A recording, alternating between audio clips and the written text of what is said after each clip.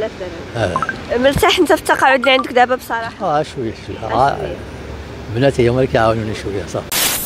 بركاته. انت متقاعد السيدي؟ شحال التقاعد اللي يقدك باش تعيش مزيان انت دابا؟ واحد 5000 درهم. 5000 درهم. مرتاح انت في التقاعد اللي عندك دابا بصراحه؟ شويه بناتي هما اللي كيعاونوني شويه صافي. شحال عندك في التقاعد؟ شي حاجه بحال 2000 درهم. 2000 درهم ما كافياش في هذا الوقت. واش غادير اش غادير في هذا الغلا اش غيدير؟ تقول لنا على هذا الغلا اللي كاين دابا. هذا الغلا اللي كاين كان في وقيتكم نتوما شفتوا؟ لا ما عقلناش كاع هذا الشيء اللي ولا دابا ما بقى كاع كلشي تبدل ما بقى عرفنا هذا الشيء فين صد. هذا الشيء حنا بقينا عرفنا ليه برجلي ولا بالراس ولا رجلي ما عرفنا حتى هذا الشيء فين صد. هذا الشيء حنا دابا هذا الشيء ما بقى عنده معنى. هذا الشيء ما بقى عنده معنى فهمتي. حنا صابرين وكنتوكلوا على الله سبحانه وتعالى.